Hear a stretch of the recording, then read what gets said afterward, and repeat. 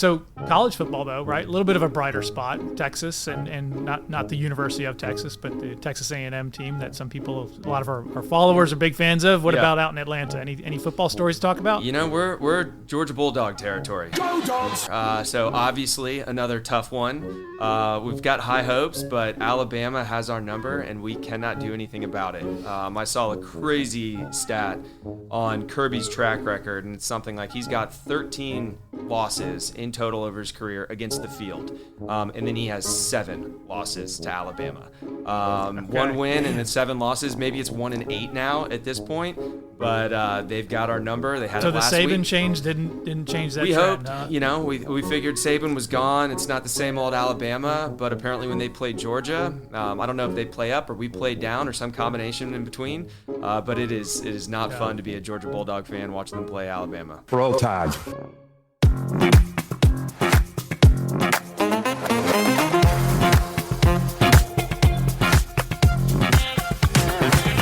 Hey everyone, welcome back to Ask Avidian. This is Jake Borbidge, Chief Investment Officer with Avidian Wealth Solutions, and today we have a special guest joining us, and I'm going to guess why there's an opportunity in the schedule to come down to Houston and join us today. Logan Henderson from Gridline is joining us on the podcast. We might get Robert back in here if he earns his stripes, but today we've got a special guest. So very rarely do we get a CEO, and let alone a CEO of a very technology-forward company in the private market space, to come join us. So very honored, happy to have you here, Logan. Thanks for joining us this morning. Yeah, of course. Thank you for having me. Excited to be here. Yeah. So maybe we could kind of quickly touch base. So, at Avidian, as a CIO, we have a top-down view. We cover a lot of ground. Love to hear your thoughts on what you guys are seeing on the private market side of the world. It's a little different. I know you guys look at public markets as well, but you are in the weeds on the private. So what are you guys seeing in terms of, interest in deal flow? What asset classes are gaining attraction? What are, starting to produce some results that are actually, palatable results? Yeah. So we are very focused on the alternative investment landscape in general.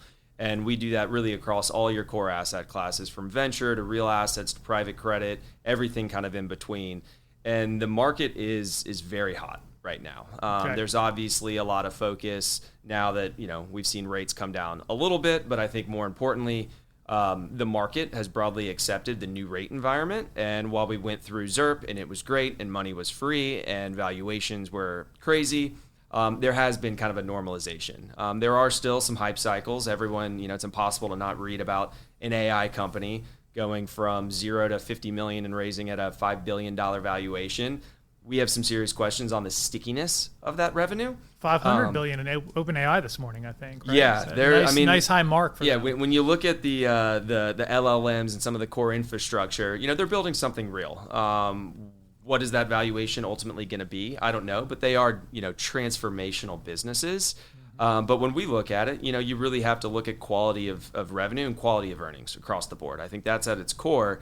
And so we'll see, how much of a hype cycle is this? How much staying power do these businesses have and where are their opportunities? So maybe let's just take a step back with regards to Gridline, right? How did you guys, where did that concept of Gridline come from, and what is the concept? What do you guys do? Yeah, so Gridline is the first turnkey alternatives management platform, and our focus is working on bringing efficiency into the alternatives ecosystem.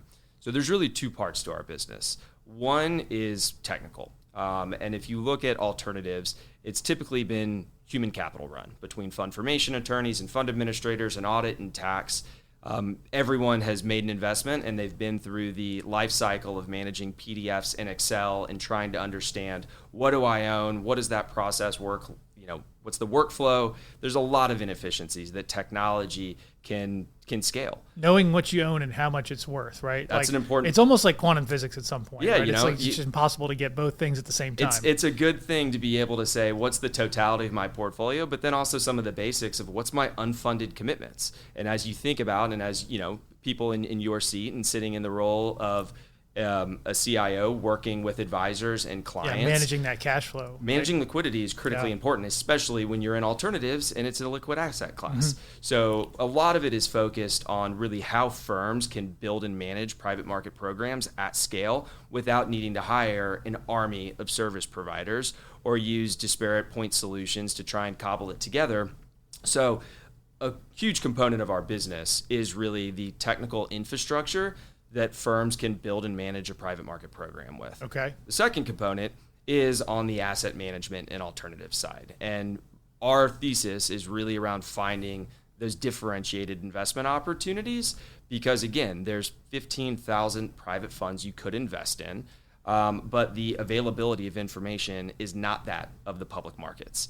And so it is a lot of core blocking and tackling of going and meeting with managers, finding what is unique about their particular perspective or strategy in the asset class. Why are they uniquely capable of delivering results and the expectations that you're underwriting to? So it's a manual process. And so now where we're very focused on is how do you incorporate AI to accelerate that so that you can look at more opportunities, you can assess the quality of those opportunities programmatically within the perspective. You're going to have your own underwriting thesis. You're going to have particular red flags that you want to be looking at. How do you craft a model and fine tune it?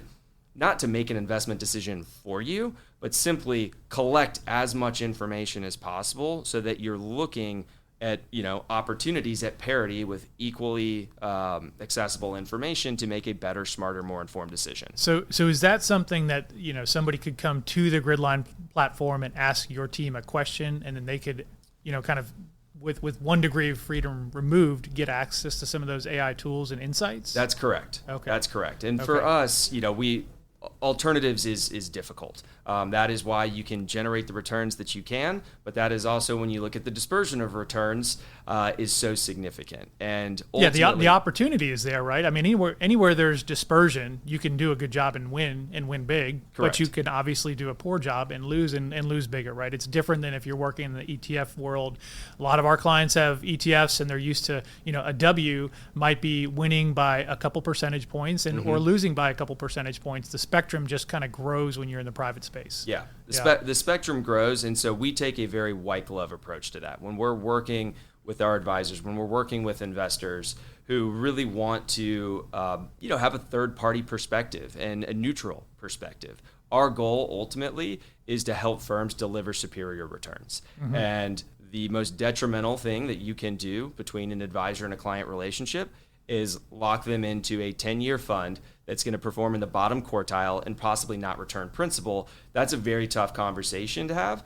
And, with an ETF, if something's not performing, you can change your mind, right? You can get out at any point in time. Yeah. You don't have that capability on the alternative side. Yeah, you're definitely locked in. That's a good way to think about it. And we actually, we'll see a lot of clients coming in our direction that have got burn marks on them from prior things that they've, had and it just wasn't a good experience. And sometimes the experience isn't necessarily the return side of it. It's just the inability to see what you own, right? Correct. The uncertainty of I might have a great investment here, but I just wouldn't know any better, right?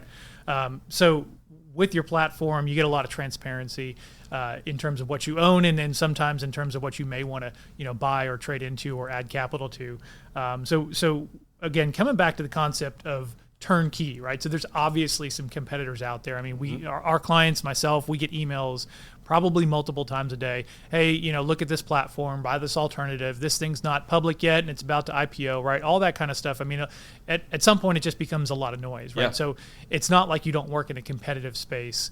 What are some of the things that you guys have brought to the table, or maybe kind of, circled around capabilities that you could get one or two from competitor providers, but nobody's offering the full package? Like, what are the things that are lacking that you guys have been able to kind of, coordinate with Gridline? Yeah, there's two ways to look at it. On one side, there are what we would think of as distribution platforms, and that is their goal. They're there to sell products. They're there to package products and make them easier to access. And again, access and ease is typically not a benefit on the private side. Might feel good, right? It's like going to the drive-through. It's simple. This is great. We're done. Look how easy and simple that was. Yeah. Our goal is to leverage technology to deliver that same ease of use, both to an advisor, to their client, to anyone who's working within the Gridline platform, really with the full suite of solutions that they need to actually make investments, build a portfolio, report on that, and have full visibility into what do they actually own. Because, if you think about working with clients, there's a lot of process on getting ready for meetings, and it's pulling down a bunch of different statements from portals. It's trying to say, well, hey, if we're, 2 years into a fund, maybe performance is good, maybe it's still early, you don't know, but what are the underlying assets? How do you have and how do you understand what do I actually own, not just by asset class or fund level, but going down to the granularity of the individual companies so you can see, well, hey, this business is pre-IPO, just got picked up as on the front page of the Wall Street Journal. I want to know that. Yeah. That's something very interesting. And so it's all around bringing that information on what do you actually own across the full investment life cycle. Okay, so the ease of use is not necessarily figuring out a way to get your money in and back out quickly, right? That's sometimes probably a bad idea in the private market space. There's a component of getting money in of just how do you automate the subscription workflow? Yeah. How do you make the transaction up front as seamless as possible? But really what we focus on is the back half of the transaction. It's the next 10 years. The subscription's the tip of the iceberg, right? Yeah. And you want to make sure there's something underwater that is actually going to, support what you're doing. What we've seen, I think, from an innovation perspective, a lot of competitors have made it easy to get in. Mm-hmm. And I think in some ways, that is helpful, right? It's better to have an easy access point than a more difficult access point.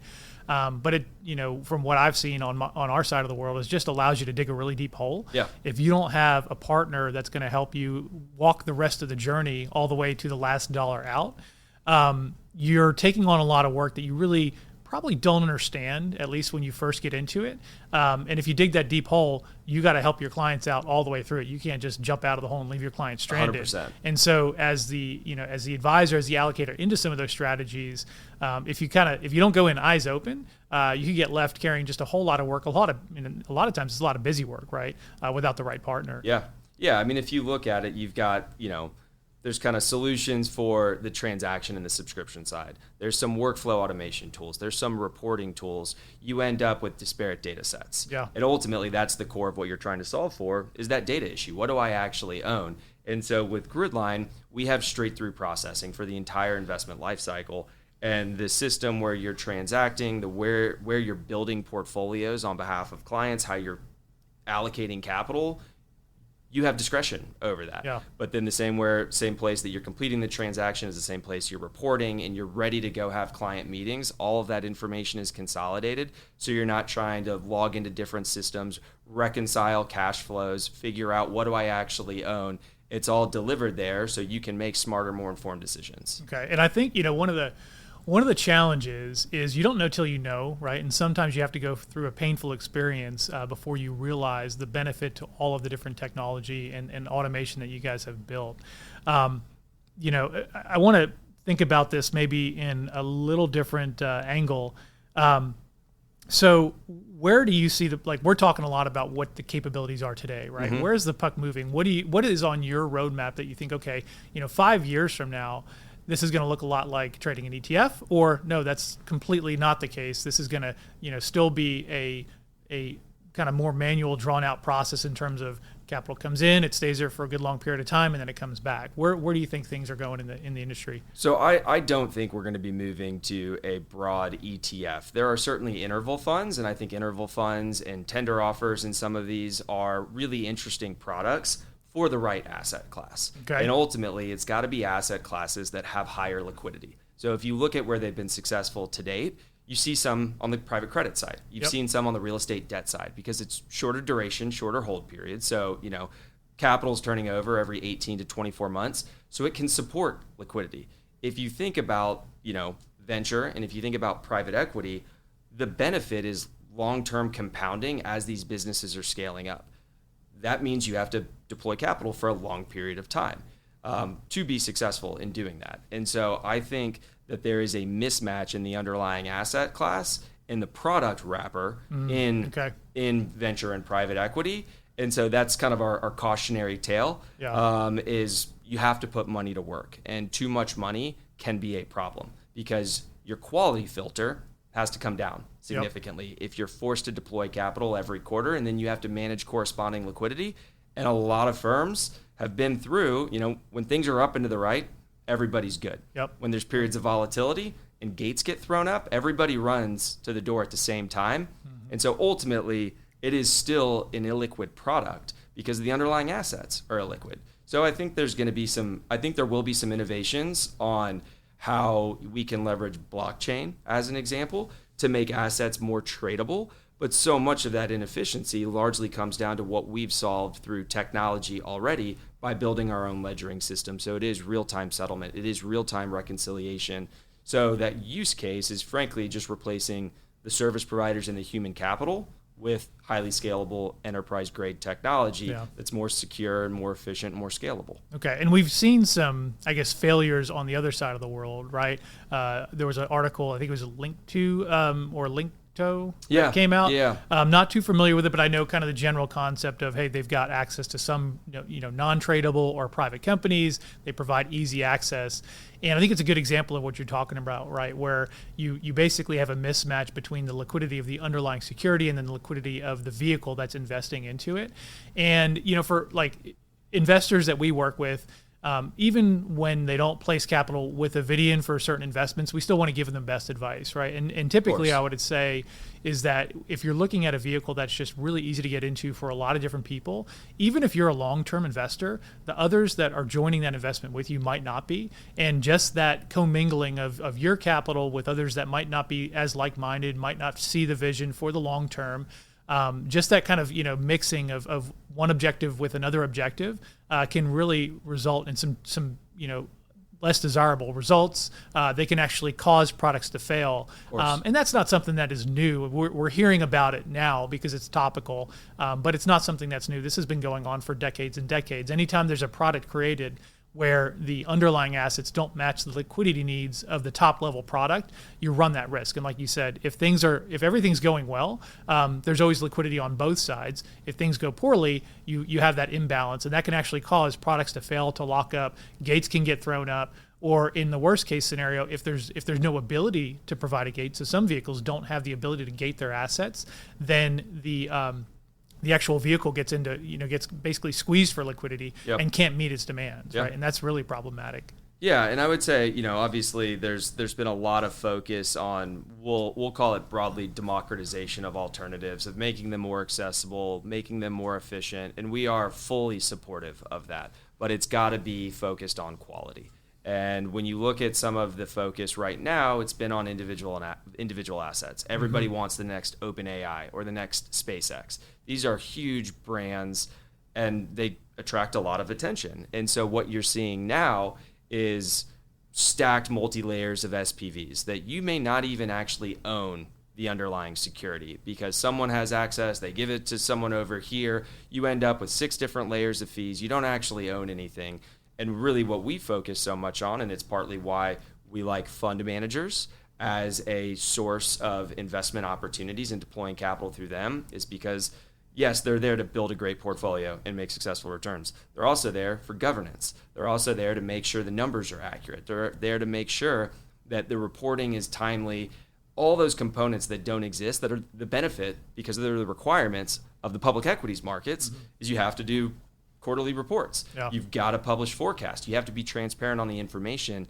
That transparency doesn't exist on the private side, so you need someone who's going to be able to ensure that that is happening. And when you're multi-layers removed from that, or you're buying, secondary shares from a common employee, the company actually has right of first refusal on it. There's a lot of areas that you can go wrong. And so we really like to focus on, making sure that long-term capital is paired with long-term alignment, and those expectations are there, and there's not a mismatch. Okay, this is really interesting stuff. I think the one thing, maybe an area we could topic that we could talk about a little bit, something that we don't have to deal with today, but might come down the pipeline 2026, 2027, is really this concept of starting to offer private market investments into things like 401k plans, where the level of investor certification or sophistication, I should say, not necessarily the higher bar, because it's for all employees all over the place.